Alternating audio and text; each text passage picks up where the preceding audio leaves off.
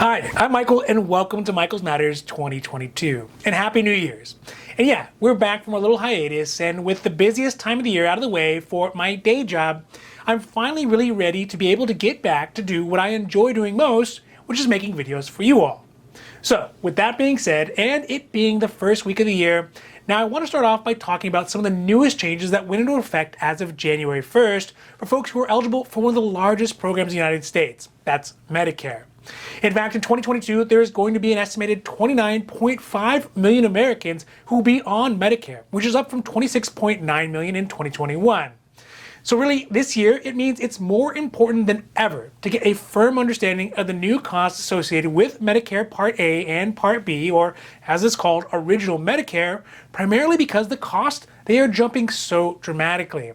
And with such a big increase in the number of beneficiaries entering into the Medicare program, it could really only serve to exacerbate the situation for years moving forward. Now, of course, it is not the fault of those of you who are on the program, mostly folks who are retired on Social Security or Social Security Disability, that's SSDI, or even SSI, but all of you, whichever program you are on, unfortunately are going to be bearing the brunt of the higher healthcare costs, at least for this year. So today, I'm talking specifics about the new costs for things like deductibles, monthly payments, and out-of-pocket costs for Part A and Part B of the Medicare program. So before we get to it though, if you like this information, if you find it interesting, if you find it helpful, if you find it useful, please don't forget to like and subscribe. That way you can get updates when our newest and most informative videos become available. So let's start off with the broadest strokes and most noticeable of where the Medicare costs are going up this year, which is in the monthly premium. This is the one thing that almost all Medicare beneficiaries will notice if they are paying for either their Medicare Part A or their Medicare Part B premiums. Remember, some folks, they pay these directly on a 3-month period to Medicare, or for a majority of Medicare beneficiaries, they have them taken out of their monthly SSDI or Social Security retirement or railroad retirement checks directly. Needless to say, even with the increased 2022 cost of living adjustment, or the COLA for retirees, there will be a noticeable difference in their Social Security check now that these new Medicare premiums have started to kick in. For example, the premium for Medicare Part B, which covers medical services, so that's things like doctor's visits, lab work, specialist visits, and other day-to-day care. In 2021, the Medicare Part B premium was set at $148.50 for the standard amount that a Medicare beneficiary would have to pay. This, of course, is the baseline and does go up depending on a person's income. So basically, if you have a higher income, the more money you make, the more money you're going to have to pay.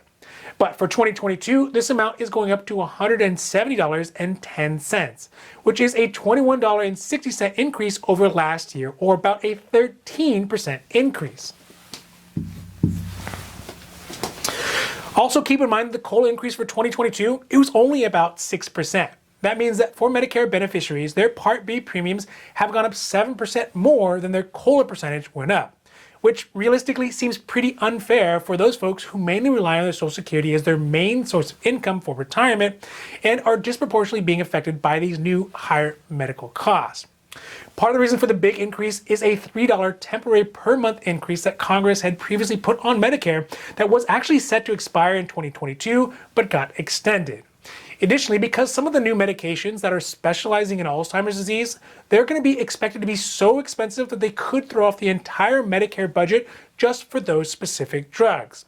Lastly, of course, the cost for healthcare for older Americans who tend to be on Medicare, they have jumped astronomically over the last few years. And only now is the financial data starting to show just how much extra these last 2 years have gone up. And that's starting to be calculated into the new Medicare Part B price as well. Now let's talk about Medicare Part A. So for Medicare Part A premium, the number of Medicare beneficiaries who are going to be affected by these increases for 2022 are going to be way less. Primarily because Medicare Part A, which covers things like hospitalization costs, so if you spend the night in the hospital or if you have some sort of inpatient surgery, generally there's no monthly cost for those folks who worked a minimum of 40 quarters in the United States and paid into the Social Security and Medicare payroll tax, or if a spouse did it on your behalf. According to Medicare, this represents probably around 99.9% of all Medicare Part A beneficiaries. But for somebody or anyone who did not pay into Social Security or into Medicare and maybe have recently arrived in the US but are over the age of 65, they may still have to pay the Medicare Part A premium.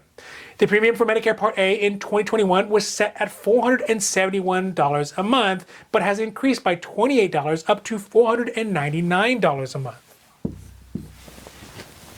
So that means if you're doing the Medicare premium math, that means that Part A is now $499 a month, plus Part B, which is $170.10 a month, which comes out to $699.10 a month, or $8,029 a year, which seems kind of absurd, especially considering this is just to have the coverage. It does not cover the costs that are included if you ever should actually have to use your Medicare coverage, and also it doesn't cover prescription drugs either. Now, speaking of other costs that are in addition to your monthly premiums, Medicare, both Part A and Part B, have additional costs that beneficiaries are required to pay when they utilize healthcare services at the hospital or at their doctor's offices. Part B is the easiest because generally it'll cover around 80% of your cost of services while you're responsible for 20%. But there is still a yearly deductible, which is the initial amount of money that you are responsible for prior to them covering the 80% of your costs. That amount has gone up by $30 to $233 a year for 2022.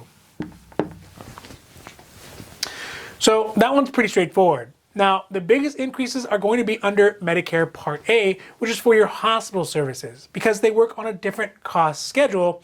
For example, there's a Medicare Part A deductible, but it's a per benefit period, not per year. This means that if you go to the hospital and come out, and then a few months later you go back in, well, it starts all over again.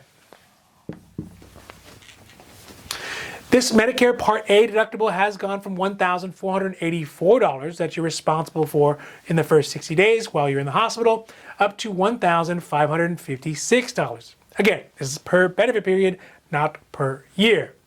Now, if you're in the hospital longer than 60 days, once you get to that day 61, then now you'll be responsible to pay $389 per day, up from $371 in 2021 for those days 61 through 90. And if you end up surpassing those 90 days, then you enter into what's called the lifetime reserve days, which were $742 in 2021, but are now going up to $778 per day in 2022.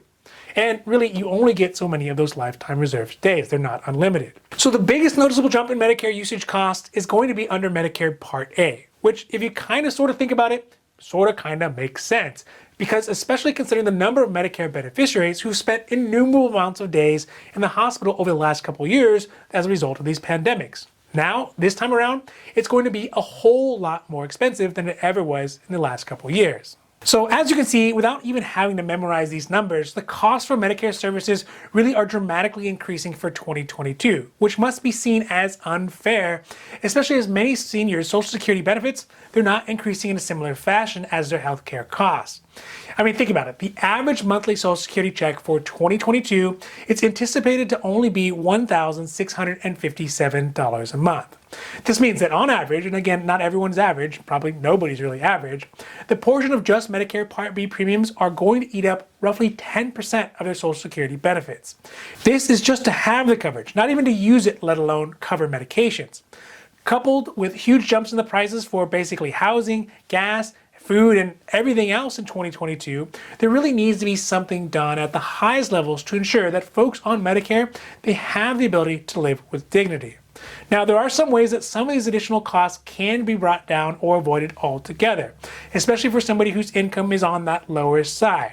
But really, the amount of income somebody can make and still qualify for these programs that help pay for deductibles, co-pays, and premiums, it's still pretty high considering.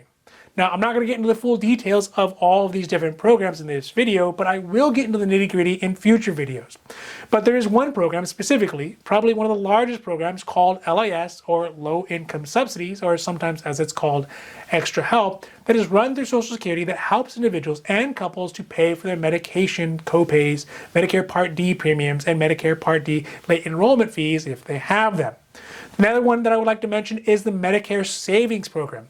That one will help pay for the cost for Medicare Part A and Part B depending on a person's income and resources, so it varies. But it can also help reduce the Part B monthly premium as well. Lastly, there are some Medicare Advantage plans that offer the ability to reduce your Medicare premium by $100 plus a month. They will usually advertise it as putting money back on your Social Security check, which is sort of true, but always seems a little bit misleading. Either way, if you're not sure if you qualify for one of these programs or think you might want to try or know somebody who may want to try, I'll put a link down below to the LIS program as well as the Medicare Savings programs for you all to go and check out. So wow, it feels great to be back and making videos again, and thank you all so much for watching our video, and I hope that you found it interesting and helpful, or maybe at least useful. And if you did, please don't forget to like and subscribe. That way you can get updates when our newest and most informative videos come out. So for Michael's Matters, I'm Michael, hoping that you take care of yourself, take care of others, and have a happy, healthy